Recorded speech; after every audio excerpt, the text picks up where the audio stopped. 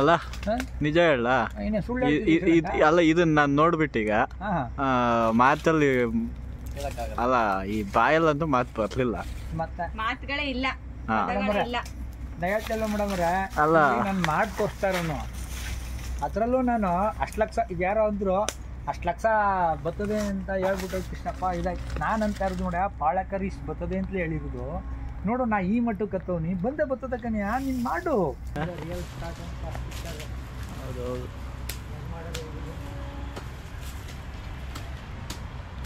ಎಷ್ಟು ವರ್ಷದ್ದು ಮರಗಳು 7.5 ವರ್ಷದ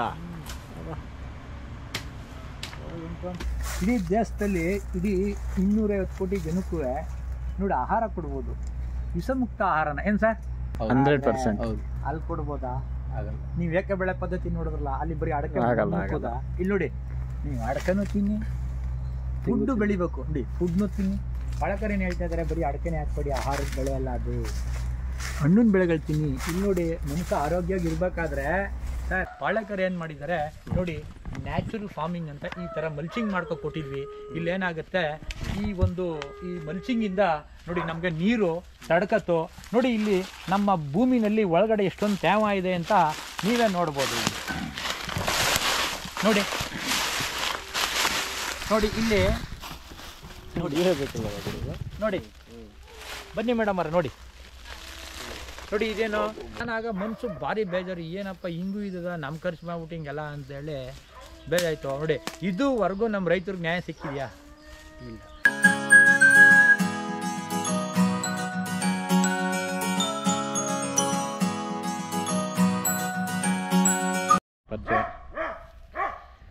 ಸರ್ ನಮಸ್ಕಾರ ನನ್ನ ಹೆಸರು ಬನ್ನೂರು ಕೃಷ್ಣಪ್ಪ ಅಂತೇಳಿ ನಮ್ಮೂರು ಬನ್ನೂರು ಟಿ ನರಸೀಪುರ ತಾಲೂಕು ಮೈಸೂರು ಡಿಸ್ಟಿಕ್ಕು ಕರ್ನಾಟಕ ನಾನು ಹಿಂದೆ ರಾಸಾಯನಿಕ ಕೃಷಿ ಮಾಡ್ತಾಯಿದ್ದೆ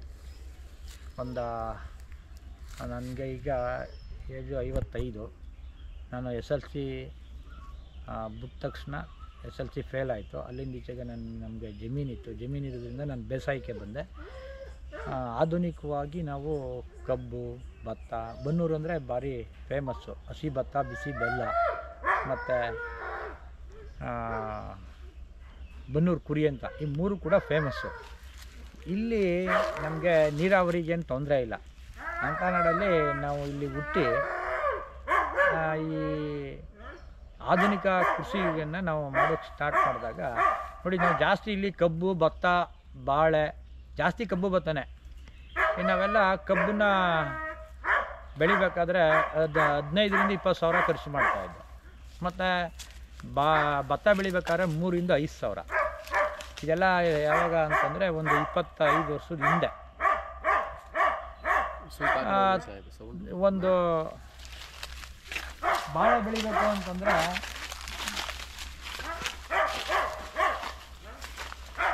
ಹೇಳ್ತಾರೆ ಕರುಕಂಡೆ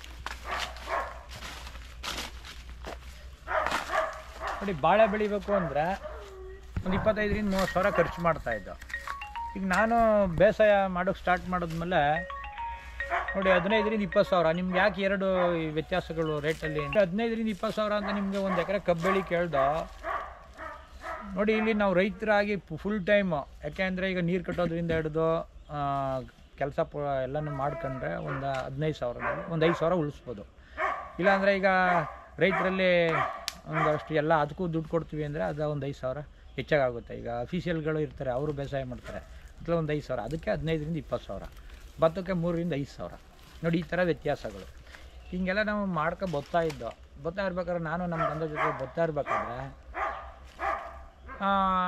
ಕಬ್ಬು ಬೆಳೆದನವ್ರ ಆಸೆ ಖರ್ಚೇ ಜಾಸ್ತಿ ಬಂತು ಆಮೇಲೆ ಅದು ಈ ಮಾರ್ಕೆಟಿಂಗ್ ಇಲ್ಲ ಫ್ಯಾಕ್ಟ್ರಿ ಹೊಡಿತಾಯಿದ್ವಿ ಮೊದಲೆಲ್ಲ ಹಿಂದೆ ನಾ ಚಿಕ್ಕವನಾಗಿದ್ದಾಗ ಬೆಲ್ಲ ಮಾಡ್ತಾಯಿದ್ರು ಸಂತೆಗಳಲ್ಲಿ ಮಾರಾಟ ಮಾಡಿ ಅದನ್ನು ನಮ್ಮ ತಾತ ನಮ್ಮ ತಂದೆ ಎಲ್ಲ ಒಂಥರ ನೆಮ್ಮದಿ ಇತ್ತು ನಾ ಚಿಕ್ಕವನಾಗಿದ್ದು ನೋಡಿದ್ದೆ ಆದರೆ ಇದು ಆಧುನಿಕ ಅಂತೇಳಿ ಬೆಲ್ಲ ಬೇಡ ನಿಮಗೆ ಫ್ಯಾಕ್ಟ್ರಿಗಳಿದೆ ಸಕ್ಕರೆ ನೀವು ಈ ಹಿಂದೆ ಈಗೇನು ಹೇಳ್ತಾ ಇದ್ದಾರೆ ಮೋದಿಯವರು ನೋಡಪ್ಪ ರೈತರಿಗೆ ಆದಾಯನ ಒಂದಕ್ಕೆ ಡಬಲ್ ಮಾಡಿಬಿಡ್ತೀವಿ ಅಂತ ಏನು ನಮ್ಮ ಪ್ರಧಾನಮಂತ್ರಿಗಳು ಹೇಳಿದ್ರು ಆಗ ನನಗೆ ಹಿಂದೆ ನೆನಪು ನೀವು ಫ್ಯಾಕ್ಟ್ರಿಗೆ ಹೊಡೆದ್ರೆ ಲಾಭ ನಿಮಗೆ ಡಬಲ್ ಇರುತ್ತೆ ಅಂತ ಹೇಳಿ ಆಗ ಆಲೆಮನೆಗಳನ್ನ ಮುಚ್ಚಿ ಫ್ಯಾಕ್ಟ್ರಿಗೆ ಕಬ್ಬು ಕೊಡುವಂಥ ವ್ಯವಸ್ಥೆನ. ಆದರೆ ನಮ್ಮ ಹತ್ರ ಆಲಮನೆ ಇತ್ತು, ನಾನು ಚಿಕ್ಕವನಾಗಿದ್ದೆ, ನಾವು ನಿಲ್ಲಿಸ್ತಾ ಇದ್ದದಕ್ಕೆ ನಮ್ಗೆ ಒಂದು ಸೀಲ್ ಮಾಡಿಬಿಟ್ರು ಆ ಕೆಂಪು. ಆಗ ನಮ್ಮ ಆಲಮನೆ ಸೀಲ್ ಮಾಡೋಕ್ಕೆ ಇವ್ರು ಯಾರು ಅಂತ ನಾನು ಕಿತಾಕೋಕೆ ಹೋದಕ್ಕೆ ಇಲ್ಲ ನೀ ಕಿತಾಕೋದ್ರೆ ಜೈಲ್ಗೆ ಹೇಳ್ಕೊಟ್ಟೋಯ್ತಾರೆ ಅನ್ನೋದು ಭಯ ಪಡಿಸ್ತಿದ್ರು ನೋಡಿ. ಹಂಗಾಗ ಆಲಮನೆ ನಿಲ್ಲಿಸಿ ನಾವು ಫ್ಯಾಕ್ಟ್ರಿಗೆ ಕಬ್ಬು ಕೊಟ್ಟರೆ ಅಲ್ಲಿ ನೋಡಿ 1 ವರ್ಷಕ್ಕೆ ಕಬ್ಬನ್ನ ಕಟಾವು ಮಾಡ್ಕೊಂಡು ಅಗ್ರಿಮೆಂಟ್ ಮಾಡಿ ನಮಗೆ ತಗೋತೀವಿ ಮತ್ತು ದುಡ್ಡು ಕೊಡ್ತೀವಿ ಅಂತ. ಅವ್ರು ನೋಡಿದ್ರೆ 15-16 ತಿಂಗಳು 1.5 ವರ್ಷ ಕಬ್ಬ ತಗೊಳ್ಳೋದು ಲೇಟ್ ಆಯಿತು. ಆಮೇಲಿಂದ ದುಡ್ಡು ಕೊಡೋದು ಕೂಡ ಲೇಟು ನಾನು ಕಂಡು. ಆಮೇಲೆ ಕೇಳಿದ್ರೆ ಯಾರೂ ರೆಸ್ಪಾನ್ಸೇ ಇಲ್ಲ. ಆಮೇಲೆ ಇದೇನು ಈ ಥರ ಆಗ್ತಾಯಿದೆಯಲ್ಲಪ್ಪ, ಇಲ್ಲೆಲ್ಲ ಲಾಸ್ ಆಗ್ತಾಯಿತ್ತು. ಆಮೇಲೆ ನಾವೇನು ಮಾಡ್ದೋ, ನಮ್ಮ ಬಗ್ಗೆ ಎಲ್ಲ ರೈತರ ಬಗ್ಗೆ ರೈತರ ಮಕ್ಕಳು ನಾವು ರೈತರ ಎಲ್ಲ ಮಾಡಿದ್ದೀವಿ ಅಂತ ಹೇಳಿದ್ರೆ ಇಲ್ಲಿ ನೋಡಿದ್ರೆ ಯಾರೂ ನಮ್ಮ ಕಡೆ ಇಲ್ಲವೇ ಇಲ್ಲ, ಸುಮ್ಮನೆ ಬಾಯಲ್ಲಿ ಭಾಷಣಗಳಷ್ಟೇ. ಆಗ ನನಗೇನು ಅನ್ನಿಸ್ತಂದರೆ ನಮ್ಮ ಪ್ರೊಫೆಸರ್ ನಂಜುಂಡಸ್ವಾಮಿ ಅವ್ರು ಕೇಳಿರ್ಬೇಕು ನೀವು, ರೈತ ಸಂಘದ ಅವರು ಮಂಡ್ಯದಲ್ಲೂ ಸ್ಪೀಚ್ ಮಾಡ್ತಾಯಿದ್ರು. ಹಿಂಗೆ ಅವ್ರು ಹೇಳ್ತಾಯಿದ್ರು, ನೋಡ್ರಿ ರೈತ ಏನು ಬೆಳೆ ಬೆಳಿತಾನೆ ಅವನಿಗೂ ಕೂಡ ಖರ್ಚಾಯ್ತದೆ, ಖರ್ಚಾಗಿ ಅವನಿಗೆ ವೈಜ್ಞಾನಿಕ ಬೆಲೆ ಕೊಡಬೇಕು, ಇಲ್ಲವ್ರು ಅವನು ಲಾಸ್ ಆಗಿ ಆತ್ಮಹತ್ಯೆ ಮಾಡ್ಕೋತಾನೆ, ಅದರಿಂದ ಹಿಂಗೆ ಆಯ್ತಾ ಇರೋದು, ಆತ್ಮಹತ್ಯೆಗಳು ನಡೀತಾ ಇರೋದು ಅಂತೇಳಿ ಸ್ಪೀಚ್ ಮಾಡಿದ್ರು. ಆಗ ನಮಗೆ ಅಯ್ಯಯ್ಯೋ ಇವ್ರ ಜೊತೆ ಸೇರ್ಕೊಂಡ್ರೆ ನಾವು ಕಬ್ಬನ್ನ ಹೊಡಿಬೋದು, ನಮ್ಮ ದುಡ್ಡನ್ನ ತಗೊಬರ್ಬೋದು ಅಂತ ನಾವು ಬದುಕನ್ನ ಕಟ್ಕೋಬೋದು ಅಂತ ಅವ್ರ ಜೊತೆ ಈ ಟವಲ್ಲ ಅವತ್ತು 40 ವರ್ಷ ಆಯಿತು. SLCನಲ್ಲಿ 44ನೇ ಇಸ್ವಿನಲ್ಲಿ 84ನೇ ಇಸ್ವಿಲಿ ಹಾಕೊಂಡು ನೋಡಿ ಇದುವರೆಗೂ ನಾವು ಹೋರಾಟ ಮಾಡಿದ್ವಿ ನೋಡಿ. ನಮ್ಮ ಕಬ್ಬನ್ನ ಬೆಳೆದೋ ಸಾಲ ಮಾಡಿ ಕಬ್ಬು ಬೆಳೆದೋ ದುಡ್ಡು ತರಬೇಕಾದ್ರೆ ನಾವು ರೋಡ್ ಅಡ್ಡೆ ಆಗ್ತಾ ಇದ್ವಿ. ಯಾಕೆ ವಿಧಿ ಇಲ್ಲ, ಸ್ಟ್ರೈಕ್ ಅವರೆಲ್ಲ ಬೈತಾ ಇದ್ರು ಏನಂತ, ಏನು ರೌಡಿಗಳಂಗೆ ಅಡ್ಡೆ ಆಗ್ತಾರೆ ಅಂತ. ಆದರೆ ನಮಗೆ ವಿಧಿ ಇಲ್ಲದೇ ಸರ್ಕಾರಕ್ಕೆ ಮುಟ್ಬೇಕಲ್ಲ. ನಾನಾಗ ಮನಸ್ಸು ಭಾರಿ ಬೇಜಾರು, ಏನಪ್ಪ ಹಿಂಗೂ ಇದ್ದದ ನಮ್ಮ ಖರ್ಚು ಮಾಡ್ಬಿಟ್ಟು ಹಿಂಗೆಲ್ಲ ಅಂತೇಳಿ ಬೇಜಾಯಿತು ನೋಡಿ. ಇದುವರೆಗೂ ನಮ್ಮ ರೈತರಿಗೆ ನ್ಯಾಯ ಸಿಕ್ಕಿದೆಯಾ? ಇಲ್ಲ ನೋಡಿ. ನಂಜುಂಡಸ್ವಾಮಿ ಅವರು ಅಷ್ಟೆಲ್ಲ ಹೋರಾಟ ಮಾಡಿದ್ರು ನೋಡಿ. ಒಂದು ಬೆಂಕಿಪಟ್ಟಣಕ್ಕೆ ಮಾಡಬೇಕಾದ್ರೆ 10 ಪೈಸೆ ಖರ್ಚಾಗುತ್ತೆ, ಅದ್ರ ಮೇಲೆ ಲಾಭ ಮಾಡಿ ಮಾರ್ತೀರಿ ಇಂಡಸ್ಟ್ರಿನಲ್ಲಿ. ಅದೇ ಥರ ರೈತರಿಗೂ ಕೂಡ ಖರ್ಚಾಯ್ತದೆ, ಅದ್ರ ಮೇಲೆ ಕೊಟ್ಟರೆ ರೈತ ಜೀವನ ಮಾಡ್ಬೋದು, ಇಡೀ ದೇಶಕ್ಕೆ ಅನ್ನ ಆಗ್ತಾನೆ ಅಂತ ಅವ್ರು ಹೇಳಿ ಅವ್ರು ನಾವು ಇದನ್ನೇ ಮಾಡಲಿಲ್ಲ. ಕೊನೆಗೆ ನೋಡಿ ಅವ್ರು ಅಷ್ಟೆಲ್ಲ ಹೋರಾಟ ಮಾಡಿ ಕೊನೆಗೆ ಅವ್ರು ತೀರೋಗ್ಬಿಟ್ರು. ಆಮೇಲೆ ಪುಟ್ಟಣ್ಣೆ ಅವ್ರು ಬಂದಾಗ SM ಕೃಷ್ಣನ್ ಸರ್ಕಾರ ಬಂತು ನೋಡಿ. ಅವತ್ತು ರೈತರ ಆತ್ಮಹತ್ಯೆ ಜಾಸ್ತಿ ಆಯಿತು. ಆಮೇಲೆ ನಾನು ಯಾವಾಗ ಈ ಬೇಸಾಯ ಕಬ್ಬು ಇವೆಲ್ಲ ಮಾಡ್ದೋ, ಬೆಳೆದಂಥ ಕಬ್ಬು ಭತ್ತ ರೇಟು ಇಲ್ಲ, ಇತ್ತಾಗೆ ನಮಗೆ ರೋಗ ಬಂದು ಕೂಡ ಹೋಗೋದು, ಖರ್ಚುಗಳು ಜಾಸ್ತಿ ಆಯಿತು. ಇವೆಲ್ಲ ನೋಡಿದಾಗ ಒಂಥರ ಪರಿಸ್ಥಿತಿ ಹೆಂಗಿತ್ತು ಅಂದರೆ ನಾವು ಕೂಡ ಏನಪ್ಪ ಈ ಥರ ಆಗ್ತಾಯಿದೆ ಅಂಥೇಳಿ ನಾವು 1 ಎಕರೆ ಜಮೀನು ಕೂಡ ಮಾರಿ ಆಗ ನಾವು ಏನು ಮಾಡ್ದೋ ಕೂಲಿ ಕೊಟ್ಟಿದ್ವಿ. ಇವೆಲ್ಲ ಸಮಸ್ಯೆ, ಈ ಸಮಸ್ಯೆಗೆ ಪರ್ಯಾಯ ಏನು ನೋಡಿ. ಆತ್ಮಹತ್ಯೆ ಮಾಡ್ಕೊತಾರೆ ಅಂತ ಪುಟ್ಟಣ್ಣವ್ರು ಒಂದು ದೊಡ್ಡ ಸಭೆ ಕರೆದ್ರು. ನೀವು ಯಾರೂ ಕೂಡ ಆತ್ಮಹತ್ಯೆ ಮಾಡ್ಕೋಬೇಡಿ, ರೈತ ಕೂಲಿ ಕಾರ್ಮಿಕ ಸತ್ತರೆ ಇಡೀ ದೇಶನೇ ಸತ್ತ ಹಾಗೆ. ಅದರಿಂದ ತಾವು ನೋಡಿ ಎಂತೆಂಥವ್ರು ಫ್ಯಾಕ್ಟ್ರಿ ಕಟ್ಟಿ ಎಲ್ಲ ದುಡ್ಡು ತಗೊಂಡು ಒತ್ಕೊಂಡು ಹೊರಗಡೆ ಎಲ್ಲ ಹೋಗಿ ಅವ್ರು ಚೆನ್ನಾಗವ್ರೆ. ಆಗ ವಿಜಯ್ ಮಲ್ಯದ ಹೇಳಿದ್ರು ನಮ್ಮ ದೊಡ್ಡ ಶ್ರೀಮಂತರದ ಪುಟ್ಟಣ್ಣವರು, ನಾವಿದ್ದೀವಿ ನೀವು ಯಾರು ಮಾಡ್ಕೊಂಡು, ಏನೇ ಒಂದು ಆಲ್ಟರ್ನೇಟಿವ್ ಬೇಕಲ್ಲ. ಅದಕ್ಕೆ ಕೊನೆಗೆ ಏನೇ ಆದರೂ ಅದು ಮುಂದುವರಿತು ಸಭೆ ಮಾಡಿದ್ಮೇಲೆ. ಆಗ ಪಾಳೆಕಾಯಿ ಅವ್ರು ಏನು ಮಾಡಿದ್ರು ಪುಟ್ಟಣ್ಣವರು, ನೋಡ್ರಿ ಯಾರೂ ಮಾಡ್ಕೋಬೇಡಿ, ಒಂದು ಪರ್ಯಾಯ ಇದೆ. ಆಗ ಸರ್ಕಾರಗಳು ಕೂಡ ಏನೂ ಮಾಡಲ್ಲ, ನಾವೇ ಕಂಡ್ಕೋಬೇಕು ಅಂಥೇಳಿ ಒಬ್ಬರು ಬಸವರಾಜ್ ತಂಬಾಕಿ ಅನ್ನೋರು ಬಿದರ್ನವರು ನಮ್ಮ ಗೌರವ ಅಧ್ಯಕ್ಷರು ಅವ್ರೇನು ಮಾಡಿದ್ರು ನೋಡಿ. ಸುಭಾಷ್ ಪಾಳೇಕರ್ ಅಂತ ಒಬ್ಬರು ಮಹಾನ್ ವ್ಯಕ್ತಿ ಇದ್ದಾರೆ. ಅವರು ಎಲ್ಲ ಬೆಳೆನೂ ಏನು ಖರ್ಚಿಲ್ದಂತಾನೆ ಬೆಳೆ ತಗೋವಂಥ ಒಂದು ಅವ್ರ ಹತ್ರ ಇದೆ. ನಾವು ಅಲ್ಲೆಲ್ಲ ಹೋಗಿ ನೋಡೋಣ ಅಂಥೇಳಿ ನಮ್ಮ ಸ್ಟೇಟ್ ಕಮಿಟಿ ಮೀಟಿಂಗ್ ಎಲ್ಲ ಹೋಗಿ ನೋಡಿದಾಗ ಅವ್ರಿಗೆ ಅರ್ಥ ಆಯಿತು, ನೀವು ನಮ್ಮ ರೈತರು ಆತ್ಮಹತ್ಯೆ ಮಾಡ್ಕೊತಾ ಇದ್ದಾರೆ ಕರ್ನಾಟಕದಲ್ಲಿ, ನೀವು ಬಂದರೆ ನಮ್ಮ ರೈತರಿಗೆ ಉಳಿಸ್ದಂಗೆ ಆಗುತ್ತೆ ನೋಡಿ. ಅವ್ರು ಬಂದು ಇಡೀ ನಮ್ಮ ಕರ್ನಾಟಕದಲ್ಲಿ ನಾವು ರೈತ ಸಂಘಟನೆ ಎಲ್ಲ ಒಂದು ನೆಟ್ವರ್ಕ್ ಇತ್ತಲ್ಲ, ಎಲ್ಲರನ್ನೂ ಕರೆದು ಹುಬ್ಬಳ್ಳಿನಲ್ಲಿ ಆಯೋಜನೆ ಮಾಡಿದ್ರು. ನೋಡಿ ನೀವು ಯಾರೂ ಆತ್ಮಹತ್ಯೆ ಮಾಡ್ಕೊಬೇಡಿ, ಇಲ್ಲಿ ಒಬ್ಬರು ಪುಣ್ಯಾತ್ಮರು ಬಂದಿದ್ದಾರೆ, ಬಂದು ನೀವು ಯಾವ ಥರ ಬೆಳಿಬೇಕು ಅಂತ ಹೇಳ್ಕೊಡ್ತಾರೆ ಬನ್ನಿ. ಆಗ ನನಗೂ ಗೊತ್ತಿತ್ತಲ್ಲ, ನಾನು ತಾಲೂಕು ಅಧ್ಯಕ್ಷ ಆಗಿದ್ದೆ. ಅಲ್ಲಿಂದ ನಾವು ಕೂಡ ಒಂದು 50-60 ಜನ ರೈತರು, ಎಲ್ಲ ಭಾಗದ ರೈತರೆಲ್ಲ ನಾವು ಆಗ ಅಲ್ಲಿ ಹುಬ್ಬಳ್ಳಿನಲ್ಲಿ ಈಗ ಒಂದು ಆಯೋಜನೆ ಮಾಡಿದರು. ನೋಡಿ, ನಮಗೆ ಟ್ರೈನ್ ಫ್ರೀ 2 ದಿನ ನಮ್ಮ ರೈತ ಸಂಘಟನೆ ಆಯೋಜನೆ ಮಾಡಿತ್ತು. ಅಲ್ಲಿ ಪಾಳೆಕರ್ ಬಂದು ಅವ್ರು ಹೇಳೋದಿಷ್ಟೇ, ನೋಡಿ ಇನ್ಮೇಲೆ ಯಾರೂ ಕೂಡ ಆತ್ಮಹತ್ಯೆ ಮಾಡ್ಕೋಬೇಡಿ, ನಾನು ನಿಮಗೆ ಒಂದು ಚಮತ್ಕಾರ ತಗೊಬಂದಿದ್ದೀನಿ ಅಂತ ಹೇಳಿದ್ರು. ನಮಗೆ ಹಂಗಂದ ತಕ್ಷಣ ಭಯ ಆಯಿತು, ಇದೇನು ಈ ಥರ ಹೇಳ್ತಾ ಇದ್ದಾರಲ್ಲ. ಯಾಕೆ ಅಂದರೆ ನಮಗೆ ಭಯ. ನೋಡಿ, ಎಲ್ಲರೂ ಕೂಡ ಈಗ ನಾವು ರೈತರು 75 ಭಾಗ ಇದ್ದೀವಿ ನೋಡಿ, ಇನ್ನು 20 ಭಾಗ ಅಫಿಷಿಯಲ್ ಇದ್ದಾರೆ ನೋಡಿ, 5 ಭಾಗ ಬಂಡವಾಳ ಸಾಯಿಗಳಿರೋದು. ನಮ್ಮ ನಂಜುಂಡಸ್ವಾಮಿಯವ್ರು ಹೇಳ್ತಿದ್ದೋ ನೋಡಿ, ಬಂಡವಾಳ ಸಾಯಿ 5 ಜನ ಇದ್ದಾರೆ, 5 ಭಾಗ ಇದ್ದಾರಲ್ಲ, ಅವರು 20 ಭಾಗ ಅಫಿಷಿಯಲ್ನ ವಿದ್ಯಾವಂತರನ್ನ ತಗೊಂಡು ಇನ್ನು 75 ಭಾಗ ಶೋಷಣೆ ಮಾಡುವಂಥ ವ್ಯವಸ್ಥೆ ಈ ನಮ್ಮ ದೇಶದಲ್ಲಿ ನಡೀತಾ ಇದೆ. ಅದರಿಂದ ತಪ್ಪಿಸ್ಕೋಬೇಕು, ಅದಕ್ಕೆ ಹೋರಾಟ ಮಾಡಬೇಕು ಅಂತ ನಮಗೆ ತಿಳುವಳಿಕೆ ಕೊಡ್ತಿದ್ರು. ಯಾವ ಥರ ಹೇಗೆ ಅಂತಂದರೆ, ನೀವು ನೋಡಿರ್ಬೋದು ಇವತ್ತು ಅಷ್ಟೇ ನೋಡಿ, ಈ ಗೊಬ್ಬರನ ಹಾಕ್ಬಿಟ್ರೆ ಅವ್ರೇನು ಹೇಳೋದು ಈ ಥರ ನೋಡ್ರಿ, ನೀವು ಯಾರು ಮಂಡ್ಯದವರು, ಕಬ್ಬು ನೋಡಿ, ಅವ್ರಿಗೆ ಕಬ್ಬು ಅಂತ ಹೇಳಕ್ಕೆ ಮನವರಿಕೆ ಮಾಡ್ಕೊಬಿಡೋದು ಕಬ್ಬು ಅಂತ. ನೋಡ್ರಿ, ಈ ಗೊಬ್ಬರನ ಹಾಕ್ಬಿಟ್ರೆ 100 ಟನ್ ಕಬ್ಬು ಬರ್ತದೆ. ಮತ್ತು ಈಗ ಕೊಡಗ್ನವರು ಕೇಳ್ಕೋದು ಹೆಸರು ಫಸ್ಟು ಡಾಕ್ಟ್ರು ನಾಡಿ ಹಿಡ್ಕೊತಾರಲ್ಲ, ಹಂಗೆ ಕೇಳ್ಕೊಂಡು ನೋಡಿ, ಕೊಡಗು ಕಾಫಿ ಬೆಳೀತಾರಲ್ವ, ನೋಡ್ರಿ ಈ ಗೊಬ್ಬರ ಹಾಕಿದ್ರೆ ನಿಮಗೆ 25 kg ಕಾಫಿ ಬರ್ತದೆ ಅನ್ನೋದು. ಇನ್ನು ತಿಪ್ಟೂರು ಅಂದರೆ ನೋಡಿರಿ ನಿಮ್ಗೆ ಕಾಯಿ ಬರ್ತದೆ, ನೋಡಿ ಕೋಲಾರ ಅಂದರೆ ಟೊಮೆಟೊ ಬರ್ತದೆ. ನೋಡಿ ಹಿಂಗಂದು ಈ ಗೊಬ್ಬರ ತಗೊಳ್ಳಿ ಅಂಥೇಳಿ ಮೋಸ ಮಾಡಿರೋರೆ ಹೆಚ್ಚು.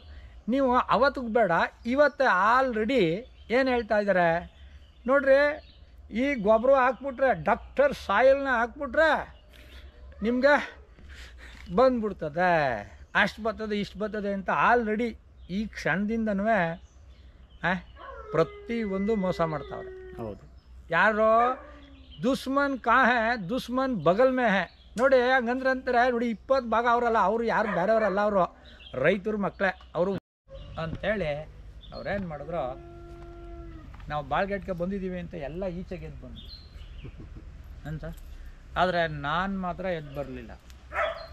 ಯಾಕೆ ಅಂದರೆ ನನಗೆ ಹೊಟ್ಟೆ ಹಸ್ತಿತ್ತು. ಹೊಟ್ಟೆ ಹಸು ಅಂದ್ರೆ ಏನು ಗೊತ್ತಾ ನೋಡಿ, ನಾನು ಬೇಸಾಯ ಮಾಡಿ ಕಬ್ಬಲ್ಲಿ ಇನ್ ಟೈಮ್ಗೆ ದುಡ್ಡು ಬರ್ದಂತಾನೆ ಭತ್ತ ಆಗಿರ್ಬೋದು, ಇದಾಗಿರ್ಬೋದು, ರೋಗ ಬಂದು ಇವೆಲ್ಲ ಸಾಲ ಅದಿಕೊಂಡಿತ್ತು ನೋಡಿ.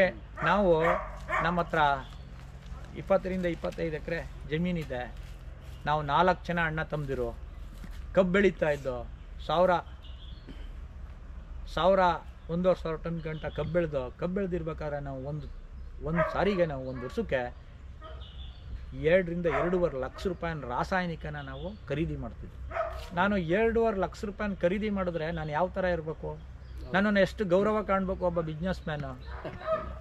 ನನ್ನನ್ನು ನನ್ನ ಮನೆಯವ್ರನ್ನ ಯಾರನ್ನೋ ಕರ್ಕೊಂಡು ಹೋಗ್ತಾ ಇರ್ಬೇಕಾದ್ರೆ ಅವಾಗ್ಲೇ ಕರೆಯೋದು, ಬನ್ನಿ ಕೃಷ್ಣಪ್ಪರೇ ಅಂತ. ಆಗ ನಾವು ಬರ್ತೀವ, ನಾವು ಹೆಂಗ್ಸೂರು ಕುಣಿಸ್ಕೊಂಡು ಅವ್ರ ಅಂಗಡಿ ತಗೋಗವ ಹೊಟ್ಟೋಗೋದು, ನಮ್ಗೇನು ಗೊತ್ತಿಲ್ವಾ. ಆಗ ಇನ್ನೊಂದು ಸರಿ ಅದೇ ರೋಡಲ್ಲಿ ಬಂದರೆ ನಾನು ಕರೆದ್ರೂ ಹೊಟ್ಟೋದೆ, ನೀವು ನನ್ನ ದುಡ್ಡು ಮಡಗ್ಬಿಟ್ಟೋಗಿ ನೋಡಿ. ನನ್ನ ಹೊಟ್ಟೆ ಹಸು ಏನು ಗೊತ್ತಾ, ಆ ಸಾಲಕ್ಕೆ ಸಿಹಾಕೊಂಡಿದ್ದೀನಿಲ್ಲ, ಅದರಿಂದ ಬಿಡಿಸ್ಕೋಬೇಕು. ಅದಕ್ಕೆ ನಾನೇನು, ನನಗೆ ಈ ನೋವಿದೆ, ನಾನು ಬಂದಿದ್ದೀನಿ, ಅವ್ರು ಏನು ಹೇಳ್ತಾರೆ ಕೇಳೋಣ. ಆದರೆ ನಾನು ಒಂದೇ ಒಂದು ಪಾಯಿಂಟನ್ನು ಅರ್ಥ ಮಾಡ್ಕೊಂಡೆ, ಎಲ್ಲರೂ ಈ ಮೂಟೆ ತಗೊಳ್ಳಿ ದುಡ್ಡು ಕೊಡಿ ಹಾಕಿ ಅಂತ ಹೇಳಿ ಮೋಸ ಮಾಡಿರೋರೆ ಇಡೀ ಇವತ್ತು ಮಾಡ್ತಾ ಇರೋರೆ. ಆದರೆ ಇವ್ರು ಹಂಗಲ್ಲ, ನಿಮ್ಮದೇ ತೊಪ್ಪೆ ನಿಮ್ಮದೇ ಗಂಡ್ಲ ಒಂದು ಹಸುನಲ್ಲಿ ಇಷ್ಟು ಮಾಡ್ಬೋದು ಅಂತ ಹೇಳಿದ್ರಲ್ಲ, ಅಯ್ಯಯ್ಯೋ ನಮ್ಮ ತೊಪ್ಪೆ ನಮ್ಮ ಗಂಡ್ಲ ಹಾಕಂದು ಬೆಳಿಕೇನು, ಅವ್ರು ಏನು ಹೇಳ್ತಾರೆ ಕೇಳೋಣ ಅಂತೇಳಿ ನಾನು ಕೂತ್ಕೊಂಡೆ. ಆದರೆ ಅವರು ಒಬ್ರಿಗೆ ಪಾಠ ಮಾಡಲಿಲ್ಲ, ಅವ್ರು ಮಾಡೋದೇ ಇಷ್ಟು. ಆಗ ನಾನು ಹೊರಗಡೆ ಬಂದು ಕೇಳಿದೆ, ಯಾಕೆ ಇದು ಬಂದ್ಬಿಟ್ರಲ್ಲ ಅಂತ. ಅಯ್ಯೋ ಹಿಂಗೆಲ್ಲ ಆಗಿಲ್ಲ ಅಂದ್ಬಿಟ್ರು. ಇನ್ನು ಟ್ರೈನ್ಗೆ ಹೋಗ್ಬೇಕಾದ್ರೆ ವಾಪಸ್ಸು ನಾವು ಫ್ರೀಯಾಗಿ ಹೋಗ್ಬೇಕಾದ್ರೆ ಎಲ್ಲವನ್ನು ನಾವು ಗುಂಪಾಗಿ ಹೋದ್ರೂ ಮಾತ್ರ ಫ್ರೀ. ಆದರೆ ಇಲ್ಲಿ 2 ದಿನ ನಮ್ಮ ರೈತ ಸಂಘಟನೆ ಆಯೋಜಿಸಿತ್ತು, ಚೌಟ್ರಿ ಮಾಡಿತ್ತು, ಅಲ್ಲಿ ಊಟ ಗೀಟ ಎಲ್ಲ ರೆಡಿ ಮಾಡಿತ್ತು. ಟ್ರೈನ್ಗೆ ಇನ್ನು 2 ದಿನಕ್ಕೆ ವಾಪಸ್ ಹೋಗೋದು ನೋಡಿ. ದುಡ್ಡಿರೋರಿಗೆ ಹೋಗೋಕ್ಕೆ ಜ್ಞಾನ ಇಲ್ಲ, ಜ್ಞಾನ ಇರೋರಿಗೆ ದುಡ್ಡಿಲ್ಲ. ಬಂದು ಹಾಕೋಬಿಟ್ಟೇವಿ ಅಂತ ಎಲ್ಲ ವಾಪಸ್ ಬಂದು ಕೂತ್ಕೊಂಡಾಗ ಪಾಳ್ಯಕ್ಕರಿಗೆ ಜ್ಞಾನ ಬಂತು, ಅವ್ರಿಗೆ ಕೋಪ ಬಂತು. ನಾನು ಆತ್ಮಹತ್ಯೆ ಮಾಡಿದ್ದಾರೆ ಅಂತ ಅಲ್ಲಿಂದ ಬಂದಿದ್ದೀವಿ, ಆದರೆ ಇವರೆಲ್ಲ ಎದ್ದೋಟಾಯ್ತಾ ಇದ್ದಾರಲ್ಲ ಏನು ಅನ್ನೋದು ಕೋಪ ಬಂತು. ಆಗ ಅವ್ರು ಹೇಳೋದು ಇಷ್ಟೇ, ನೋಡ್ರಿ ಬದುಕೋಕೆ ನಾನಾ ರೀತಿ ದಾರಿಗಳಿದೆ, ಏನು ಬೇಸಾಯನೇ ಮಾಡಿ ಬದುಕಬೇಕು ಅಂತ ಏನಿಲ್ಲ. ಅವ್ರು ಹೇಳೋದು ಇಷ್ಟೇ, ನೋಡ್ರಿ ಇಲ್ಲಿ ಈಗ ನನಗೂ ಬುದ್ಧಿ ಇತ್ತು ನೋಡಿ. ಇವತ್ತು ರಿಯಲ್ ಎಸ್ಟೇಟ್ ಮಾಡ್ತಾ ಇರೋರು ಯಾರು? ಕಾರ್ಪೊರೇಟ್ ರೈತರು ಮಕ್ಕಳೇ, ಬೇರೆಯವರೆಲ್ಲ ಕಣ್ರಿ. ಈಗ ಏನು 90 ಭಾಗ ನಾವು ರೈತರಾವೆ, 89 ಭಾಗ ಅವರೆಲ್ಲ ರೈತರು ಮಕ್ಕಳೇ ಆಗವೆ. ರೈತರು ಮಕ್ಕಳೇ ಈಗ ಏನು ಮಾಡ್ತಾವ್ರೆ, ಬಂಡವಾಳ ಸಾಯಿ 5% ಇರುವಂಥ ಬಂಡವಾಳ ಸಾಯಿಗೆ ಇವರು ದಳ್ಳಾಳಿ ಕೆಲಸ ಮಾಡ್ತಾ ಇರೋದು. ನಾನು ಸೇರಿ ನಾನು ಆ ಕೆಲಸ ಮಾಡಬೇಕು ಅಂತಂದಿದ್ರೆ ನಾನು ಮಾಡುವೆ, ನನಗೂ ಬುದ್ಧಿ ಇತ್ತು. ಆದರೆ ನನಗೆ ಬೇಡ. ಪಾಳ್ಯಕ್ಕರ್ ಹೇಳೋದು ಇಷ್ಟೇ, ನೋಡ್ರಿ ನ್ಯಾಯವಾಗಿ ಬದುಕ್ತೀವಿ ಅನ್ನೋರು, ಸ್ವಾಭಿಮಾನವಾಗಿ ಬದುಕ್ತೀವಿ ಅನ್ನೋರು, ಮತ್ತು ಆರೋಗ್ಯದಿಂದ ಬದುಕ್ತೀವಿ ಅನ್ನೋರು ಮಾತ್ರ ಕೂತ್ಕೊಳ್ಳಿ. ನಿಮ್ಮ ರೈತ ಸಂಘಟನೆಯವರು ಆಯೋಜನೆ ಮಾಡಿದ್ದಾರೆ 2 ದಿವಸ. ಇಲ್ಲ ಅಂತಂದರೆ ನಾನು ಪಾಠ, ಒಂದು ಹುಡುಗ ಕೂತಿದ್ದು ಅದೊಂದು ಹುಡುಗನಿಗೆ ಪಾಠ ಮಾಡಿ ಹೋಗ್ತೀನಿ, ಇಲ್ಲ ಅಂದರೆ ಎದ್ದೋಗಿ ಆಚೆಗೆ ಅಂತಂದರು.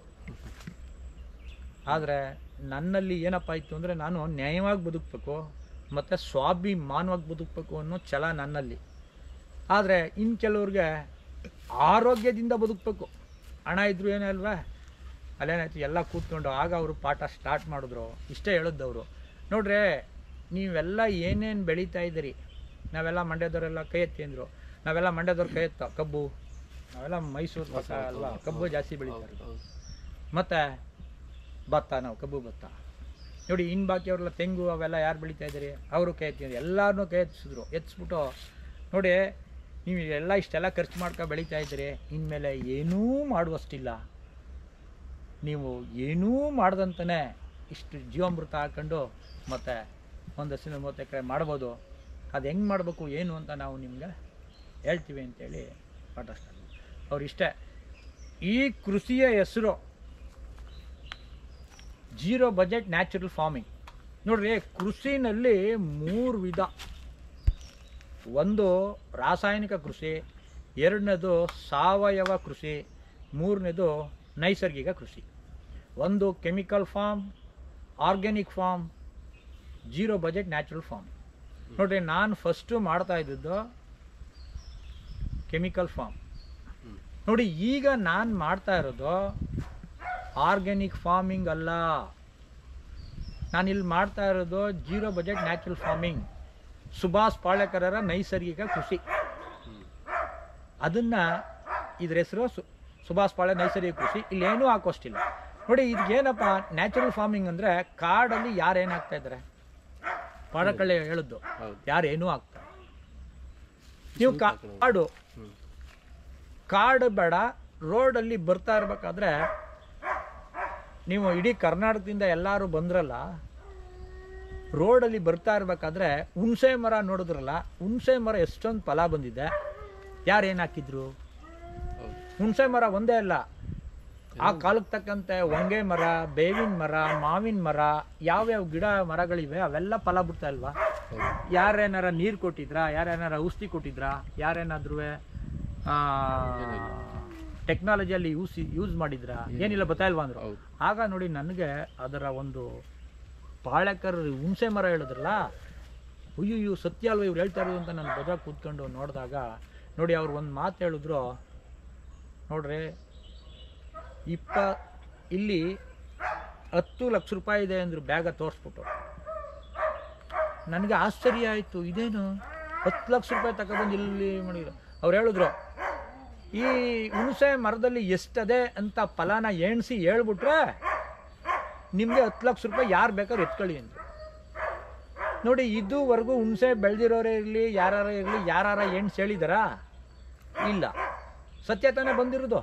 ನೋಡಿ ಏನೂ ಹಾಕಿಲ್ಲ, ನೀರು ಕೊಟ್ಟಿಲ್ಲ, ಔಷಧಿ ಹೊಡೆದಿಲ್ಲ, ಯಾವುದೇ GK ಟೆಕ್ನಾಲಜಿ ಯೂಸ್ ಮಾಡಿಲ್ಲ, ಹೊಸ ಟೆಕ್ನಾಲಜಿ ಯೂಸ್ ಮಾಡಿಲ್ಲ. ಆದರೆ ಈ ಎಣ್ಣಿಸಲಾರದಷ್ಟು ಅನ್ಕೌಂಟಬಲ್ ಹುಣಸೆ ಹಣ್ಣು ಬಿಟ್ಟದೆ ಅಂದರೆ ಮತ್ತೆ ಯಾಕೆ ಹಾಕ್ಬೇಕು? ನಮ್ಮ ಬೆಳೆ ಬೆಳೆಯೋದಕ್ಕೆ ಯಾಕೆ ಇವೆಲ್ಲ ಹಾಕ್ಬೇಕು, ಇದೇ ಇಲ್ಲಿ ಶೋಷಣೆಕಾರಿ ತಂತ್ರ. ಪಾಳಕರ್ ಹೇಳಿದ್ದು ಆಗ್ತಾನೆ ಬರುತ್ತೆ, ಹಾಕಿ ನಾವು ಏನು ಮಾಡ್ತಾ ಇದ್ದೀವಿ, ಖರ್ಚು ಮಾಡ್ಕೊಂಡು ಹಾಳಾಗಿ ಇವತ್ತು ರೈತ ಆತ್ಮಹತ್ಯೆಗೆ ಹೋಗಿರೋದು. ಹಾಕ್ಬೇಕಾಗಿಲ್ಲ ಅಂತ ಪಾಳಕರ್ ನಮ್ಗೆ ಮನವರಿಕೆ ಮಾಡಿ ಹೇಳಿದ್ರು.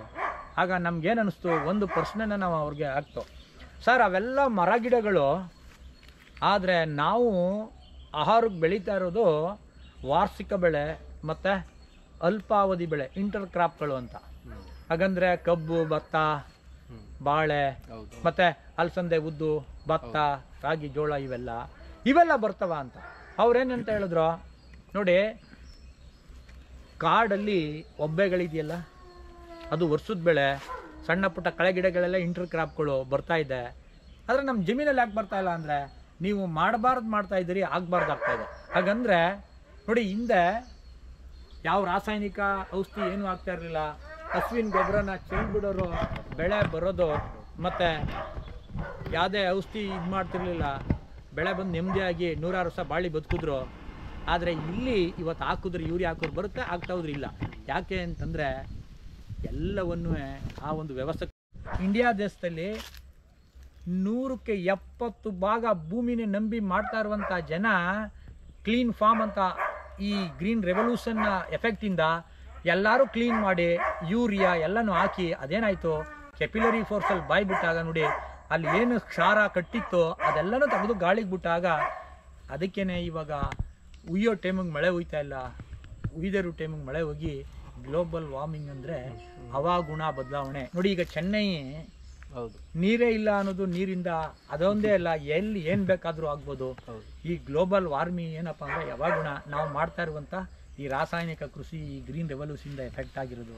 ಅದಕ್ಕೆ ಇವಕ್ಕೆಲ್ಲ ಪರ್ಯಾಯ ನೋಡಿ, ನಾನು ಹೊರದೇಶಕ್ಕೆಲ್ಲ ಹೋಗಿದ್ದೀನಿ, ಇಡೀ ದೇಶದಲ್ಲಿ ಈ ಗ್ಲೋಬಲ್ ವಾರ್ಮಿಂಗ್ ಬಗ್ಗೆ ಕೋಟ್ಯಾಂತರ ರೂಪಾಯಿ ಖರ್ಚು ಮಾಡ್ತಾ ಇದ್ದಾರೆ. ಆದರೆ ಅದಕ್ಕೆಲ್ಲ ಪರ್ಯಾಯ ಎಲ್ಲಿದೆ ಅಂದರೆ ನೈಸರ್ಗಿಕ ಕೃಷಿನಲ್ಲಿ.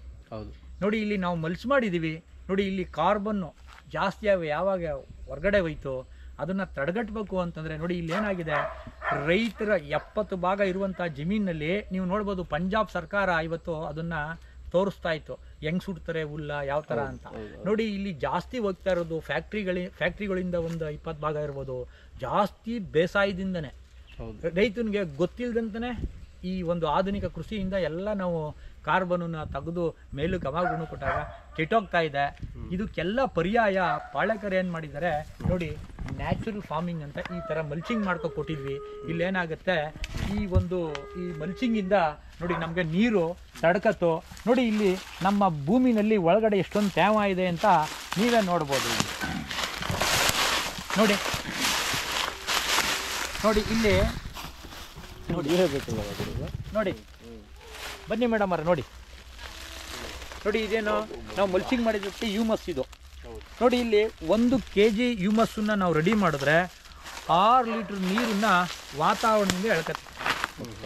ನೋಡಿ ಇಲ್ಲಿ ಕೆಪಿಲರಿ ಫೋರ್ಸ್ ಅಂತ ಅಂದ್ವಲ್ಲ, ಅವಾಗ ಅದು ಇಬ್ನಿ ಹೋಗುತ್ತಲ್ಲ, ಈ ಕೆಳಗಡೆಯಿಂದ ಇಬ್ನಿ ಹೋಗೋದು. ನೋಡಿ ಚಳಿ ಅವಾಗ ಸ್ಟಾರ್ಟ್ ಆಗೋದು. ಈಗ ನೋಡಿ ಎಲ್ಲ ಮಾಧ್ಯಮಗಳಲ್ಲಿ ಹೇಳ್ತಾ ಇದ್ದಾರೆ ಚಳಿ ಕಡಿಮೆ ಕಡಿಮೆ ಅಂತ. ಇಲ್ಲಿ ನೀರೇ ಕೆಳಗಡೆ ಹೋಗಿಲ್ಲ, ಭೂಮಿಯೇ ಬಾಯಿ ಬಿಡ್ತಾ ಇಲ್ಲ, ಅದರಿಂದ ಏನಾಯ್ತು, ಚಳಿ ಬರ್ತಾ ಇಲ್ಲ. ಇಲ್ಲಿ ನೀರೇ ಇಲ್ವಲ್ಲ, ಮೇಕ್ ತಗೋಕ ಇಬ್ನಿನ. ನೋಡಿ ಇಲ್ಲಿ ನೇಚರ್ ಏನ್ ಮಾಡುತ್ತೆ, ನೀವೆಲ್ಲ ಕಣ್ಣು ನೋಡಿರ್ಬೋದು, ಚಾಮುಂಡಿ ಬೆಟ್ಟದ ಮೇಲ್ಗಡೆ ಯಾರೂ ನೀರು ಕೊಟ್ಟಿಲ್ಲ. ಅಲ್ಲಿ ಗಿಡ ಮರ ಬದುಕುಳಿತವೆ ಅಂದರೆ ಅಲ್ಲಿ ಮಲ್ಚಿಂಗ್ ಇರುತ್ತೆ, ಒಂದು ಸಣ್ಣ ಗಿಡನೂ ಎದ್ದೊಳುತ್ತೆ, ಚೆನ್ನಾಗಿ ಬೆಳೀತದೆ. ಆದರೆ ಇಲ್ಲಿ ನಾವೇನಂತೀವಿ, ಒಬ್ಬ MLA MP ನಾನು ಚಾಮುಂಡಿ ಬೆಟ್ಟಕ್ಕೆ ಇಂತಹ ಬೆಟ್ಟಕ್ಕೆ ನೀರು ತಗೋದಿ, ನನ್ನನ್ನು MP ಮಾಡಿ MLA ಮಾಡಿ ಅಂತ ಹೇಳ್ತಾರೆ. ಆದರೆ ಇಲ್ಲಿ ನಿಸರ್ಗನೇ ತಗೋಯ್ತಾ ಇದೆ. ಇದನ್ನ ನಾವು ಅರ್ಥ ಮಾಡ್ಕೋಬೇಕು. ನೋಡಿ ಇಬ್ಣಿ ಬರೋದು ಯಾತ್ರಿಂದ ಹೇಳಿ, ನೋಡಿ ಈಗ ಇಬ್ಣಿನೇ ಇಲ್ಲ. ಯಾಕೆ ಅಂದರೆ ನೋಡಿ ಈ ಥರ ಆಗಿದೆ. ಅದರಿಂದ ನೋಡಿ ಇಲ್ಲಿ ಈ ಥರ ಮಲ್ಚಿಂಗು ಇದು ಕಾಡಲ್ಲಿದೆ. ಅದರಿಂದ ಸರ್ ಇಲ್ಲಿ ಏನಪ್ಪ ಅಂದರೆ ಗಿಡಕ್ಕೆ ಬೇಕಾಗಿರೋದು ನೀರಲ್ಲ, ತೇವಾಂಶ. 50% ತೇವಾಂಶ, 50% ಗಾಳಿ. ಅದರಿಂದ ನೋಡಿ ಇಲ್ಲಿ ಏನಾಗಿದೆ, ನಾವು ಮಲ್ಚಿಂಗ್ ಮಾಡ್ಕೊಂಡ್ರೆ ಸಾಕು, ಇದು ರೀಸೈಕಲ್ ಆಗ್ತಾ ಇರುತ್ತೆ. ಮತ್ತು ಇನ್ನೊಂದೇನಪ್ಪ ಅಂದರೆ ನೋಡಿ ಬೇಸಿಗೆ ಕಾಲ ಬಂತು. ಬೇಸಿಗೆ ಕಾಲ ಬಂದಾಗ ಭೂಮಿ ತಾನಾಗೇ ಮುಚ್ಚುತ್ತೆ. ಇನ್ನೊಂದು ಏನದು, ಕಂಟ್ರೋಲಿಂಗ್ ಫೋರ್ಸ್. ನೀವು ನೋಡಿ ಮುಂಗಾರು ಮಳೆ ಸ್ಟಾರ್ಟ್ ಆಗುತ್ತಲ್ಲ, ಯಾವಾಗ ಆಗೋದದು? March, April, May. ಫೆಬ್ರವರಿಯಿಂದ ಏನು ಮಾಡ್ತದೆ? ಮುಂಗಾರು ಮಳೆ. ನೋಡಿ ಅದು ಸುಮ್ಮನೆ ಬರಲ್ಲ, ಆರ್ಭಟಿಸಿ ಬರುತ್ತೆ. ನೋಡಿ ಮರನ ಅಳ್ಳಾಡ್ಸ್ಕೊಂಡು ನೋಡಿ ಹಿಂಗೆ ಬರುತ್ತೆ. ಆಗ ಬರಬೇಕಾದ್ರೆ ನೋಡಿ ಭೂಮಿ ಬಾಯ್ಬಿಟ್ಟಿತ್ತಲ್ಲ, ಅದೇನಾಯಿತು? ಮುಚ್ಚಿತು. ನೋಡಿದ್ರಾ? ಇದು ಕಂಟ್ರೋಲಿಂಗ್ ಫೋರ್ಸ್. ಕನ್ನಡದಲ್ಲಿ ಅದನ್ನು ನಿಯಮಕ್ ಅಂತ ಹೇಳ್ತಾರೆ. ಇದನ್ನು ಯಾರು ಮಾಡ್ತಾ ಇದ್ದಾರೆ? ನೇಚರೇ ಮಾಡ್ತಾ ಇದ್ದಾರೆ. ನಾನೇನು ಮಾಡ್ತಾ ಇಲ್ಲ, ಇಲ್ಲಿ ನೇಚರೇ ಮಾಡ್ತಾ ಇದೆ. ನೋಡಿ ನೀರು ತೇವಾಂಶ ಇದೆ, ನೋಡಿ ಇಲ್ಲಿ ಹ್ಯೂಮಸ್ ಇದೆ. ನೋಡಿ ಹ್ಯೂಮಸ್ಸಿಂದ ನೋಡಿ ಅಲ್ಲಿ ನೋಡಿ ತೆಂಗಿನ ಎಳ್ನೀರು ನೋಡಿಲಿ, ಈಗ ಅಡಿಕೆ ನೋಡಿಲಿ, ಇಲ್ಲಿ ಕೋಕೋ ಎಲ್ಲವೂ ಬಂದಿದೆ, ನೀವು ನೋಡ್ಬೋದು. ಬನ್ನಿ. ಅದರಿಂದ ಈ 4 ಕರೆಕ್ಟಾಗಿ ಮಾಡಬೇಕು. ಇದನ್ನು ಫಿಲ್ಟರ್ ಮಾಡಬೇಕು. ಫಿಲ್ಟರ್ ನಾನೇನು ಮಾಡಿದ್ದೀನಿ? ಇದನ್ನು ಮಾಡಿದ್ದೀನಿ ನಾನು. ಈ 4 ಚಕ್ರನ ನಾನೇನು ಮಾಡ್ತಾ ಇದ್ದೀನಿ? ನಡೆಸ್ಕೊ ಹೋಗ್ತಾ ಇದ್ದೀನಿ. ಅದರಲ್ಲಿ ಒಂದು ಚಕ್ರ ಪಂಚಾರ ಕೆಲವು ನನ್ನ ಹತ್ರ ಬಂದಿರೋದು ಬರ್ಬೋದು. ಯಾವುವು ಅಂತಂದರೆ ನೋಡಿ, ನಂದು ಎಲ್ಲಿ ನೀರು ಜಾಸ್ತಿ ಇದೆ ಅಲ್ಲಿ ಬಂದೇ ಇಲ್ಲ. ಎಲ್ಲಿ ಈ 4 ಚಕ್ರ ಕರೆಕ್ಟಾಗಿದೆ ಅಲ್ಲಿ ನೀವು ದೊಡ್ಡ ಗೊನೆ ನೋಡ್ಬೋದು. ಈಗ ಬರದೇ ಇರುತ್ತೋ ಇದು ನೋಡ್ಬೋದು. ಅದಕ್ಕೆ ಇದನ್ನು ಕರೆಕ್ಟಾಗಿ ತಿಳ್ಕೊಂಡು ಮಾಡಿದ್ರೆ ನಮಗೆ ಬದುಕೋಕ್ಕೆ ದಾರಿ ಇದೆ. ಆ ದಾರಿನ ನೀವು ಈಗ ನಾವು ಇಲ್ಲಿ ತೋರಿಸ್ತೀವಿ. ಈ ಪಾಳ್ಯಕರ್ ಕೃಷಿಯಿಂದ ಇಲ್ಲಿ ನೋಡ್ಬೋದು. ಸರಿ ನೋಡಿ, ಪಾಳ್ಯಕರ್ ಕೃಷಿನಲ್ಲಿ ಅವರು ಏನು ಮಾಡ್ತಾರೆ? ಫಸ್ಟು ಆತ್ಮಹತ್ಯೆಗಳನ್ನ ನೋಡ್ತಾರೆ. ಅವರು ಯಾಕೆ ಆತ್ಮಹತ್ಯೆ ನಡೀತಾ ಇದೆ? ಕೃಷಿನಲ್ಲಿ ಈ ಥರ ಆಯಿತು, ಗದ್ದೆ ಜಮೀನೆಲ್ಲ ಒಣಗೋಯ್ತು, ರೈತ ಸಾಯ್ತಾ ಇದ್ದಾನೆ ಅಂತ ಅವರು ಗಮನಿಸ್ತಾರೆ. ಆಗ ಅವ್ರು ಏನು ಮಾಡ್ತಾರೆ? ಇದೇನು ಹಿಂಗಾಗಿದೆ ಅಂತ ಕಾಡಿಗೆ ಹೋಗ್ತಾರೆ. ಅವರು ಕಾಡು ನೋಡ್ತಾರೆ. 5 ವರ್ಷಗಳ ಕಾಲ ಮಳೆ ಒಂದು ಸರಿ 2 ಸರಿ ಬಂದೇ ಇರುತ್ತೆ. ಕಾಡು ಒಣಗಿರಲ್ಲ. ಆದರೆ 15ರಿಂದ 20 ದಿನ ನೀರು ಕೊಡದೆ ಹೋದರೆ ನಮ್ಮ ತೋಟ ಒಣಗುತ್ತೆ, ಇಲ್ಲಿರೋ ಬೆಳೆಗಳು ಒಣಗೋಯ್ತದೆ. ಇದಕ್ಕೆ ಸಾಲ ಆಗಿ ರೈತ ಆತ್ಮಹತ್ಯೆ ಮಾಡ್ಕೊಂಡೆ ಅಂತ ಅವ್ರಿಗೆ ಗೊತ್ತಾಯ್ತದೆ. ಅವರು ಪತ್ರಿಕೆಯಲ್ಲಿ ಇರ್ತಾರೆ. ಆಗ ಅವ್ರು ಏನು ಮಾಡ್ತಾರೆ? ಕಾಡನ್ನು ನೋಡ್ತಾರೆ. ಆಗ ಅವರು ಕಾಡಲ್ಲಿ ಹೋಗಿ ಅಧ್ಯಯನ ಮಾಡ್ತಾರೆ. ಏನು ಅಧ್ಯಯನ ಮಾಡ್ತಾರೆ ಅಂದರೆ 35 ವರ್ಷಗಳ ಕಾಲ ಕಾಡಲ್ಲೇ ಇರ್ತಾರೆ. ಯಾರ ಜೊತೆಲಿ? ಟ್ರೈಬಲ್ಸ್ ಜನ ಇರ್ತಾರೆ ನೋಡಿ, ಅವ್ರ ಜೊತೆಲಿ. ಅಲ್ಲಿ ಮಳೆ ಬರುವಾಗಲೂ ಅಲ್ಲೇ ಇರ್ತಾರೆ. ಮಳೆ ಇಲ್ಲ, ಬೇಸಿಗೆ ಕಾಲದಲ್ಲೂ ಇರ್ತಾರೆ, ಚಳಿಗಾಲ, 3 ಕಾಲದಲ್ಲೂ ಅಲ್ಲಿ ಅಧ್ಯಯನ ಮಾಡ್ತಾರೆ. 35 ವರ್ಷಗಳ ಕಾಲ ಅಧ್ಯಯನ ಮಾಡಿ ನಮಗೊಂದು ಮಾಡಲ್ ಕೊಟ್ಟವ್ರೆ. ಈಗ ನಾವು ಬೇಸಾಯ ಯಾಕೆ ಮಾಡ್ತೀವಿ ಅಂದರೆ ನಮಗೆ ಆಹಾರ ಬೇಕು. ಅದಕ್ಕೆ ಅವ್ರು ಏನು ಮಾಡ್ತಾರೆ? ಅದು ಕಾಡು, ಇಲ್ಲಿ ಬಂದು ಆಹಾರದ ಬೆಳೆಗಳನ್ನ ಆಯೋಜಿಸಿದ್ದಾರೆ. ಏನದು ಅಂತಂದರೆ ನೋಡಿ, ಕಾಡನ್ನು ಪಂಚತರಂಗಿಣಿ ಅಂತ ಕರೀತಾರೆ. ಪಂಚತರಂಗಿಣಿ ವ್ಯವಸ್ಥೆ ಅಂತ. ಏನದು ಪಂಚತರಂಗಿಣಿ ವ್ಯವಸ್ಥೆ ಅಂದರೆ ನೋಡಿ, ಕಾಡಲ್ಲಿ ಪಂಚತರಂಗಿಣಿ ಅಂದರೆ ದೊಡ್ಡ ಮರ, ಅದಾದಮೇಲೆ ಮೀಡಿಯಮ್ ಮರ, ಅದಾದಮೇಲೆ ಪೊದೆ ಆದಮೇಲೆ ಒಬ್ಬೆ ಆದಮೇಲೆ ಹುಲ್ಲು. ಇದಕ್ಕೆ ಪಂಚತರಂಗಿಣಿ ವ್ಯವಸ್ಥೆ ಅಂತ ಕರೆಯೋದು. ನೋಡಿ, ಕಾಡಲ್ಲಿ ಸಹಬಾಳ್ವೆ ಇದೆ. ಏನು ಹೇಳಿ? ಒಂದಕ್ಕೊಂದೊಂದು ಸಹಬಾಳ್ವೆ ಸೈಕಲ್. ನೋಡಿ, ಅಲ್ಲಿ ಕಾಡಲ್ಲಿ ಹೇಳಿದ್ನಲ್ಲ, ರೋಗ ಬರುತ್ತೆ, ತನಗೆ ತಾನಾಗೇ ಹುಟ್ಟೋಗುತ್ತೆ. ಅದನ್ನೇ ಹೇಳೋದು ಬಯೋಲಾಜಿಕಲ್ ಕಂಟ್ರೋಲ್ ವ್ಯವಸ್ಥೆ ಇರುತ್ತೆ ಈ ಒಂದು. ಮತ್ತು ರೋಗ ಬಂದು ತನಗೆ ತಾನಾಗೇ ಹೊರಟೋಗುತ್ತೆ. ನಾವು ಹೋಗಿ ಅಲ್ಲೇನು ಮಾಡ್ತೀವಿ ನೋಡಿ, ಹಣ್ಣಿನ ಗಿಡ ಇದ್ದರೆ ಕಿತ್ಕೋತೀವಿ, ತಿಂತೀವಿ ನೋಡಿ. Only pluck and eat. ಹೌದು, that is called natural farming. ಇದು ಅವರ ಒಂದು ಹೆಸರಿಟ್ಟಿರೋದು. ಇದು ಸಾವಯವ ಕೃಷಿ ಅಲ್ಲ. ಕೆಲವ್ರು ಏನು ಹೇಳ್ತಾರೆ? ಸಾವಯವ ಕೃಷಿ, ನೈಸರ್ಗಿಕ ಕೃಷಿ ಒಂದೇ ಅಮ್ಮ. ರೈತರಿಗೆ ಗೊತ್ತಿಲ್ಲ ಅಮ್ಮ. ನೋಡಿ ಅವ್ರು ಏನು ಹೇಳೋದು ನೋಡಿ, ಹೆಂಗೆ ಮಾತಾಡ್ಕೋದು. ಅವರೆಲ್ಲ ರೈತರು ಇನ್ನೋಸೆಂಟ್ಗಳು, ಗೊತ್ತಿಲ್ಲ ಅಮ್ಮ. ಯಾಕೆ ನಾವೆಲ್ಲ ಲುಂಗಿ ಗಿಂಚ ಏನು ಇಲ್ಲದೆ ಇಲ್ಲಿ ದುಡಿತಾ ಇರ್ತೀವಲ್ಲ, ಇವ್ರಿಗೇನಾಗ್ಬಿಡುತ್ತೆ ನಮ್ಮ ನೋಡಿದಾಗ, ಅಮ್ಮ ಗೊತ್ತಿಲ್ಲ ಅಮ್ಮ. ಇವ್ರಿಗೆ ಒಂದೇ ಡೆಫಿನೇಷನ್ನು. ಅವ್ರಿಗೆ ನಾನೇ ಹೇಳ್ತಾ ಇರೋದು ಒಂದಲ್ಲ. ತಿಳ್ಕೊಂಡು ಮಾತಾಡಿ, ಇಲ್ಲದೇ ಏನೂ ಮಾತಾಡೋಕೆ ಹೋಗ್ಬಿಡಿ, ತಿಳಿಲಿರಿ. ಆದರೆ ಪಾಳಕರ್ ಅದೇ ಹೇಳ್ದಿರೋದು, ಎರಡೂ ಒಂದೇ ಅಲ್ಲ. ಸಾವಯವ ನೈಸರ್ಗಿಕನೇ ಬೇರೆ. ಇಲ್ಲೇನಾಗದೆ, ಸಾವಯವ ಅಂದರೆ ತಂದಾಕುವಂಥ ವ್ಯವಸ್ಥೆ, ಆದರೆ ಇಲ್ಲಿ ಏನೂ ತಂದಾಕೋಷ್ಟಿಲ್ಲ ಇಲ್ಲ. ಅದಕ್ಕೆ ಇಲ್ಲಿ ಪಾಳಕರು 5 ಲೇಯರ್ ಅಂತಂದರೆ, 1ನೇ ಲೇಯರು ದೊಡ್ಡ ಮರ, 2ನೇ ಲೇಯರು ಮೀಡಿಯಮ್ ಮರ, 3ನೇದು ಪೊದೆ, 4ನೇದು ಮೀಡಿಯಂ ಸ್ವಲ್ಪ ಬೆಳೆ ಅಂತ ಗಿಡಗಳು, 4ನೇದು ಹೊಬ್ಬೆ, 5ನೇದು ಹುಲ್ಲು. ಅದಕ್ಕೆ ನೋಡಿ 1ನೇ ಲೇಯರ್ ಏನು ಮಾಡಿದ್ದಾರೆ? ತೆಂಗು, ಇಲ್ಲಿ ಆಹಾರದ ಬೆಳೆ ಅಲ್ಲಿ ಯಾವ್ಯಾವುದೋ ಗಿಡ ಇದೆ, ನಮಗೆ ಆಹಾರ ಬೇಕಾಗಿರೋದ್ರಿಂದ ಅವ್ರೇನು ಮಾಡಿದ್ರು, ಒಂದನೇ ಲೇಯರ್ನ ತೆಂಗು ಇಲ್ಲ ಮಾವು ಇಲ್ಲ ಅಂದರೆ ಸಪೋಟ ಇಲ್ಲ ಅಂದರೆ ಹುಣಸೆ, ನೇರಳೆ, ಜಾಕ್ ಫ್ರೂಟ್, ಹಲಸು, ಯಾವ್ಯಾವ ಹಣ್ಣನ್ನು ಕೊಡ್ತವೆ, ದೊಡ್ಡ ಮರ ಆಗಿರುತ್ತೆ, ಅವನ್ನ ಫಸ್ಟ್ನೇ ಲೇಯರು. ಎರಡನೇದು ಮೀಡಿಯಮ್ ಮರ, ಅಂದರೆ ಕೆಳಗಡೆ ಅದ್ರ ಕೆಳಗಡೆ ಬೆಳೆಯುವಂಥದ್ದು. ನೋಡಿ, ಕಾಡಲ್ಲಿ ಯಾವುದೋ ಮರ ಇರುತ್ತೆ, ಅದಕ್ಕೆ ಪಾಳೆಗರೆಯನ್ನು ಯೋಜನೆ ಮಾಡಿದರೆ ಅದು ಮೀಡಿಯಮ್ಮು. ನೋಡಿ, ಮೂಸಂಬಿ, ಕಿತ್ಲೆ, ಸೀಬೆ, ಬೆಟ್ಟದಲ್ಲಿ ಮತ್ತು ನಿಂಬೆ.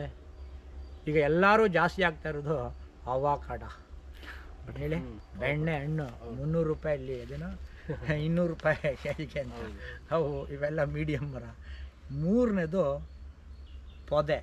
ಪೊದೆ ಆಕಾರ ಯಾವುದು ಅಂದರೆ, ನೋಡಿ ನಾವು ಇಲ್ಲಿ ಏನು ಮಾಡಿದ್ದೀವಿ, ಮೂರನೇದೇ ಪೊದೆ, ಬಾಳೆ. ಓಕೆ, ನೋಡಿ ಅಡಿಕೆ ಹಾಕಿದ್ವಿ ನಾವಿಲ್ಲಿ. ಫಸ್ಟು ತೆಂಗು ಫಸ್ಟ್ ಲೇಯರು, ಸೆಕೆಂಡ್ ಲೇಯರ್ ನೋಡಿ ಮೂಸಂಬಿ, ಓಕೆ, ಥರ್ಡ್ ಲೇಯರು ಬಾಳೆ ಅಡಿಕೆ, ನಾಲ್ಕನೇದು ನೋಡಿ ಕಾಫಿ ಕೋಕೋ,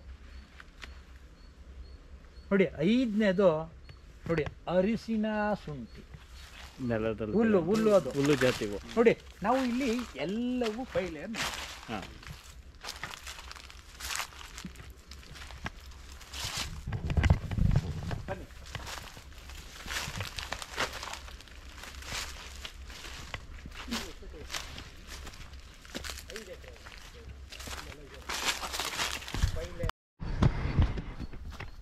ನೋಡಿ ಅದು ಯಾವುದು, ಪೊದೆ ಆಕಾರ.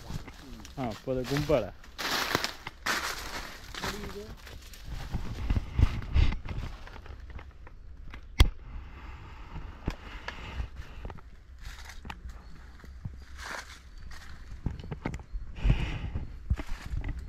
ಹೇಳಿ ಗುರುಗಳೇ. ಬನ್ನಿ ನೋಡಿ, ಈ 4 ಪ್ರಯತ್ನ ಮಾಡಿದ್ರೆ ನೀವು ಬೆಳೆ ನೋಡ್ಬೋದು. ಒಂದು ನೋಡಿ, ಇದು ಇನ್ನೊಂದು ನೋಡಿ, ಈ ನೈಸರ್ಗಿಕ ಕೃಷಿನಲ್ಲಿ ಒಂದನೇದು ಉಳುಮೆ ಇಲ್ಲ, ಎರಡನೇದು ನೀರು ಕೇವಲ 20%. ಯಾವಾಗ ಸಸಿನಲ್ಲಿ ಬೆಳೀತಾ ನೀರು ಬೇಕಾಗಿರಲ್ಲ. ಮತ್ತು ಆಳಿನ ಕೆಲಸ 10%. ಮತ್ತು ಯಾವುದೇ ರಾಸಾಯನಿಕ ಇಲ್ಲ, ಯಾವುದೇ ಔಷಧಿ ಇಲ್ಲ, ಏನಂದ್ರೆ ಏನೂ ಇಲ್ಲ. ಇಲ್ಲಿ ಬೇಕಾಗಿರೋದು ಬಂಡವಾಳ ಅಂತ ಒಂದೇ ಒಂದು ನಾಟಿ ಹಸು. ಆದರೆ ಇಲ್ಲಿ ತಿಳ್ಕೊಬೇಕಾಗಿರೋದು 3: ಒಂದನೇದು ಜ್ಞಾನ, ಎರಡನೇದು ವಿಜ್ಞಾನ, ಮೂರನೇದು ಅಜ್ಞಾನ. ಫಸ್ಟು ಈಗ ತೋಟ ನೋಡಿ, ಅದ್ರ ಬಗ್ಗೆ ಆಮೇಲೆ ಹೇಳ್ತೀವಿ. Damn.